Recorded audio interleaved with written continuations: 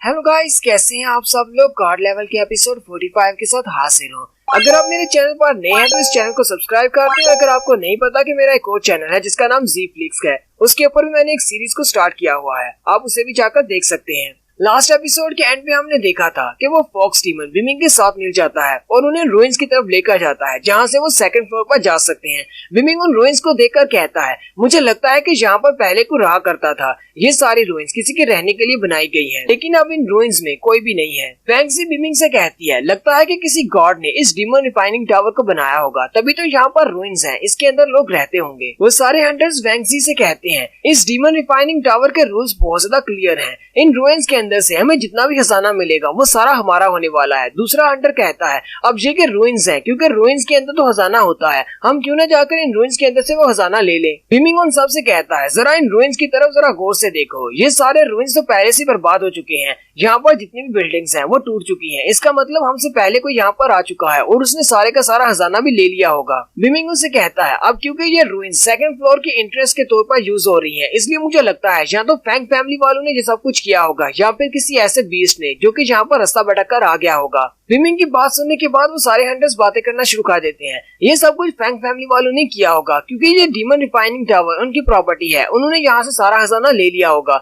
अगर कोई बीस्ट ऐसा करता तो उसे टाइगर लॉर्ड के लेवल के बराबर होना चाहिए। लेकिन हम लोगों ने टाइगर लॉर्ड के स्टोर रूम को देखा है, वहाँ पर तो कोई भी खजाना नहीं था। ये किसी बीस्ट का काम नहीं है। हो सकता है कि यहाँ पर टाइगर गॉड से भी ज्यादा पावरफुल कोई बीस्ट हो। वैंगजी उनकी बात सुनकर बहुत ज्यादा हैरान हो जाती है और कहती है, क्या वाकई में यहाँ पर टाइगर गॉड से भी ज्यादा पावरफुल कोई बीस्ट हो सकता है।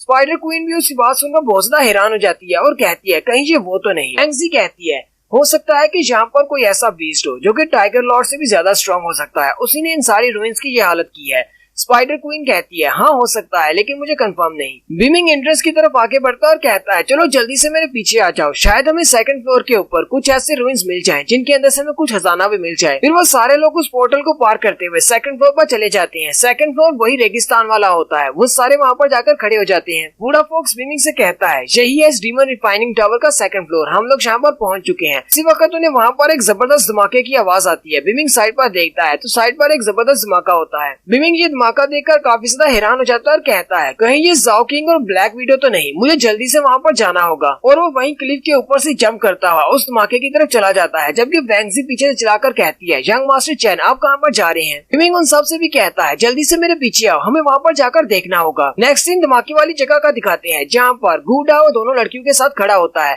जबकि वीटियान के साथी उसे घेर कर खड़े होते हैं। वीटियान उनसे कहता है, चलो फिर देखते हैं अब तुम लोग यहाँ से कहाँ भागकर जाते हो। मास्क वाला हंटर लू भी अपने साथियों के साथ वहीं पर खड़ा होता है। वीटियान उसकी तरफ देखता है और कहता है, अगर तुम हमें ज्वाइन कर लेते हो तो हम लोग बहुत ही जल्दी इनको मार सकते हैं। लू वीटियान से कहता है, ये तुम्हारा अपना मसला है, तुम दोनों की आपस की फाइट है, हम लोग इसमें नहीं पड़ने वाले। वीटियान से कहता है, अब जबकि तुम हमारा साथ नहीं देने वाले तो फिर ठीक है, तुम लोग यहाँ से जा सकते हो, मुझे भी तुम्हारी जरूरत नहीं है। और साथ ही वो चुटकी बजाता है और अपनी स्पिरिट बीस्ट को बाहर निकालता है। उस वीटियान का स्पिरिट बीस्ट एक डीमन स्नेक किंग होता है। लू भी स्नेक डीमन किंग को वहाँ पर देखकर बहुत ज्यादा हैरान हो जाता है, क्योंकि स्नेक डीमन किंग इस तरह के हंटर के पास नहीं होना चाहिए, क्योंकि स्नेक डीमन किंग इस हंटर से बहुत ज्यादा स्ट्रॉन्ग है। वीटियान लू से कहता है, मुझे ये रुइंस के अंदर मिला था और मैंने इसके साथ एक डील की है, इसीलिए ये मेरे साथ है, वरना इस तरह की स्पिरिट बीस्ट मैं कंट्रोल नहीं कर सकता। वी फैमिली के पास 9 हेडेड स्नेक का ब्लड टैलेंट है। अगर ये इस डीमन रिफाइनिंग टावर को क्लियर करने में मेरी हेल्प करता है तो मैं इसे वो ब्लड टैलेंट दे दूंगा। यही हम दोनों की डील हुई है। और साथ ही वो लू से कहता है,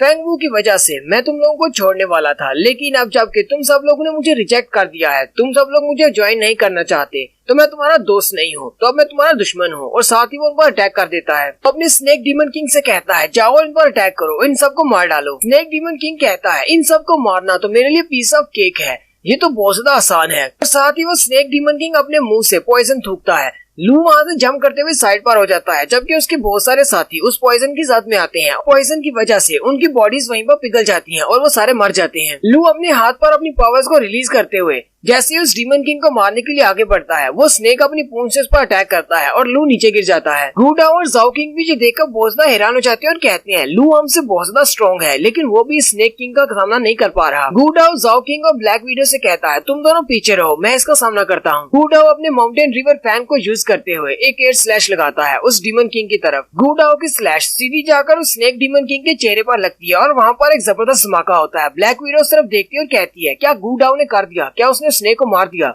गूडाओ भी खुद बहुत ज्यादा खुश हो रहा होता है। उसी वक्त उस धुएं में से वो स्नेक डीमन किंग फिर से निकलता है और कहता है, तुम सब लोग तो बहुत ज्यादा कच्चे हो। तुम्हें क्या लगता है कि इस तरह के छोटे मोटे अटैक से तुम मुझे मार सकते हो? गूडाओ उसे जिंदा देखकर बहुत ज्यादा घबरा जाता है। वो बड़ा स्नेक अपना बड़ा सा मुंह खोलता है और एक जबरदस्त चीख मारता है। उसके मुंह से चीख के साथ साथ एक जबरदस्त हवा का झोंका निकलता है, जिसकी वजह से गूडाओ और ब्लैक विडो बहुत ज्यादा मुश्किल में पड़ जाते हैं। वीटियान का एक साथी उसे कहता है, ये बच्चे तो इसके सामने नहीं टिक पाएंगे, ये स्नेक डीमन किंग तो बहुत ज्यादा स्ट्रॉन्ग है। वीटियान कहता है, हाँ ये सारे लोग इतने ज्यादा स्ट्रॉन्ग नहीं है कि ये मेरे स्नेक डीमन किंग का सामना कर सके। मुझे तो बस इन लड़कियों पर तरस आ रहा है, ये लड़कियां भी यहाँ पर मारी जाएंगी। फिर वो अपने स्नेक डीमन किंग से कहता है, स्नेक डीमन किंग चलो जल्दी करो, इन्हें खत्म करो, मेरे पास इतना ज्यादा टाइम नहीं है। वो स्नेक डीमन किंग उसे कहता है, हाँ मैं भी बहुत ज्यादा बोर हो रहा हूँ, मैं अभी इनको खत्म करता हूँ। और वो जैसे इन पर अटैक करने के लिए आगे बढ़ने लगता है, उसी वक्त वहाँ पर चिरप चिरप करते हुए स्नोबॉल आ जाती है और उस पर अटैक करती है। स्नेक डीमन किंग भी ये देखकर बहुत ज्यादा हैरान हो जाता है और कहता है, ये मुझ पर किसने अटैक कर दिया? जबकि गूडाओ स्नोबॉल को देखकर बहुत ज्यादा खुश हो जाता है और कहता है, लगता है कि बॉस यहाँ पर आ चुके हैं। डीमन वहाँ पर आकर वीटियान से कहता है, तुम्हारा ये स्नेक डीमन तो बहुत ज्यादा अच्छा है, क्या तुम्हें मौत से डर नहीं लगता जो तुम मेरे दोस्तों को इससे मरवाना चाह रहे हो? वीटियान बिमिंग से कहता है, चलो शुक्र है तुम यहाँ पर टाइम पर पहुँच गए। बाहर तो मुझे फेंगवू ने रोक लिया था और तुम्हें मारने नहीं दिया, लेकिन यहाँ पर केस अलग है, यहाँ पर तुम्हें बचाने वाला कोई भी नहीं है। मैं तुम्हारी खोपड़ी को खोलकर उसमें वाइन डालकर अपने भाई वी किंग को पेश करूंगा, क्योंकि तुमने इसको बहुत ज्यादा गुस्सा दिलाया है। स्नेक डीमन किंग भी काफी ज्यादा गुस्से में होता है और बिमिंग से कहता है, ये चूहा कहाँ से आया है जिसने एम्परर के खाने को डिस्टर्ब किया है? बिमिंग उसे कहता है, तुम्हारे जैसे कीड़े को इस तरह की बातें नहीं करनी चाहिए। क्या तुम्हें लगता है कि तुम चैन फैमिली की लड़की को इस तरह खा सकते हो? मिसिस चैन बिमिंग को तुम इस तरह हजम नहीं कर पाओगे, तुम्हें देखकर बात करनी चाहिए, तुम्हें देखना चाहिए कि तुम्हारे सामने कौन खड़ा है। वो स्नेक डीमन किंग बहुत ज्यादा गुस्सा हो जाता है और कहता है, छोटे चूहे सबसे पहले मैं तुम्हें मारूंगा। और जैसे ही वो अटैक करने लगता है, उसी वक्त वो बूढ़ा फॉक्स उसके सामने आ जाता है और कहता है, यहीं पर रुक जाओ, अगर तुम इस लड़के को मारने वाले हो तो इससे पहले तुम्हें मुझे मारना होगा। स्नेक डीमन किंग उसे कहता है, बुड्ढे फॉक्स तुम अपने स्वाम्प एरिया से तंग आ गए हो, जो कि सेकंड फ्लोर पर चले आए, तुम्हारा यहाँ पर क्या काम है? वापिस अपने स्वाम्प एरिया में चले जाओ। बूढ़ा फॉक्स चिल्लाते हुए उससे कहता है, तुम्हें अपना मुंह खोलने से पहले ये सोचना चाहिए कि तुम क्या बकवास कर रहे हो। मुझे नहीं रोक सकते, मैं जहाँ चाहूँ वहाँ पर जा सकता हूँ। ये सारे का सारा डीमन रिफाइनिंग टावर मेरा है, इसलिए आप चुपचाप यहाँ से दफा हो जाओ और यहाँ पर कोई मसला क्रिएट मत करो। वो स्नेक डीमन किंग कहता है, अगर मैं मना कर दूं, मैं यहाँ से ना जाऊँ तो फिर क्या कर लोगे? बूढ़ा फॉक्स उसे कहता है, तो फिर मैं तुम्हें हरा दूंगा और उसके बाद इस बात को यकीनी बनाऊंगा कि मेरे ब्रदर बीमिंग को तुम्हारा सबसे अच्छा पार्ट खाने को मिले। स्नेक डीमन किंग चिल्लाकर उसे कहता है, बुड्ढे फॉक्स तुम्हें इस तरह की बातें नहीं करनी चाहिए, जबकि तुम बहुत ज्यादा वीक हो, तुम अब बुढ़े हो चुके हो, तुम कुछ नहीं कर सकते। बूढ़ा फॉक्स भी बहुत ज्यादा ओवर कॉन्फिडेंस हो जाता है और अपनी पावर्स को रिलीज करते हुए कहता है, जाओ मेरे फैंटम्स, इसे चीर फाड़ दो। लेकिन कुछ भी नहीं होता, क्योंकि बूढ़े फॉक्स ने अपने सारे के सारे फैंटम्स पहले ही बीमिंग को दे दिए हुए हैं। उसके पास एक भी फैंटम नहीं बचा। फिर वो हंसते हुए बीमिंग से कहता है, मैं तो भूल ही गया था, मैंने अपने सारे फैंटम्स तुम्हें दे दिए हैं, वो भी सिर्फ एक हेयर कंडीशनर के बदले में। वो स्नेक डीमन किंग अपनी पूंछ को घुमाते हुए बूढ़े फॉक्स पर अटैक करता है और बूढ़ा फॉक्स दूर जाकर गिरता है। बूढ़ा और बीमिंग उस बूढ़े फॉक्स को घूर घूर कर देख रहे होते हैं कि ये कितना ज्यादा वीक है। स्नेक डीमन किंग उनसे कहता है, ये बूढ़ा फॉक्स अपने एम्परर रैंक पर था, लेकिन फिर भी ये मेरे सामने कुछ नहीं कर पाया, अब तुम लोगों की बारी है। बीमिंग स्नोबॉल से कहता है, क्या कहती हो स्नोबॉल, चलिए और अटैक करें। स्नोबॉल उसे कहती है, चिरप चिरप, चलो फिर करते हैं। स्नेक डीमन किंग स्नोबॉल से कहता है, लास्ट टाइम तो तुमने मुझ पर अटैक कर लिया था, लेकिन इस बार मैं तुम्हें अपने आप को हिट नहीं करने दूंगा। और वो एक बड़ा सा पॉइजन बॉल अपने मुंह से थूकता है सीधा बीमिंग के ऊपर। उसके पॉइजन वाला थूक जैसे बीमिंग की तरफ आ रहा होता है, स्नोबॉल जो कि उसके कंधे पर बैठी होती है,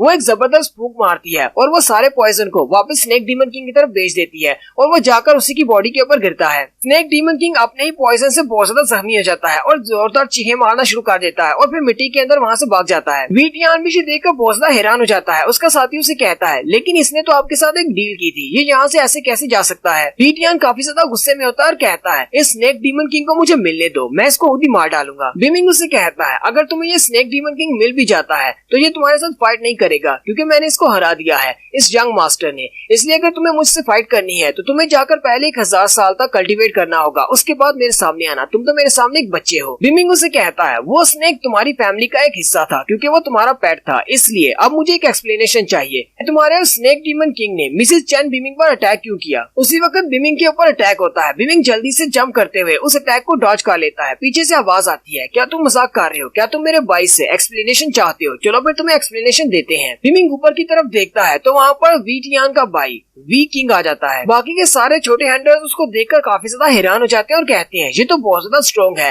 फिर ये सेकंड फ्लोर पर अभी तक क्या कर रहा है? इसे तो तीसरे या फिर चौथे फ्लोर पर होना चाहिए था। लू का एक साथी उसे कहता है, ब्रदर लू, अब हम लोग क्या करेंगे? हमारे 7th मास्टर के अलावा इसका मुकाबला कोई भी नहीं कर सकता क्योंकि ये बहुत ज्यादा स्ट्रॉन्ग है। हम सब लोग अगर मिलकर भी इस पर अटैक करते हैं तो भी इससे फाइट नहीं कर पाएंगे। लू अपने साथियों से कहता है, हमारा मकसद यहाँ पर 9th फ्लोर तक पहुँचना है ताकि हम लोग वहाँ पर लगे हुए झंडे को उतार सके और इस टूर्नामेंट को अपने यंग प्रिंस के लिए जीत सके। हमारा इस फाइट से कोई भी ताल्लुक नहीं है, चलो यहाँ से जल्दी से चलते हैं। और वो सारे लोग वहाँ से जाने लगते हैं। किंग उन सब की तरफ देखता है और कहता है, तुम सब लोगों को यहाँ से जाने की परमिशन किसने दी? मेरी परमिशन के बिना यहाँ से कोई भी नहीं जा सकता। और वो उन पर भी अटैक कर देता है और यहीं पर हमारी एपिसोड 45 का एंड होता है। एक्सप्लेनेशन अच्छी लगी हो तो कमेंट करके जरूर बताइएगा। चैनल को सब्सक्राइब कर दे, वीडियो को लाइक और शेयर कर दे। शुक्रिया।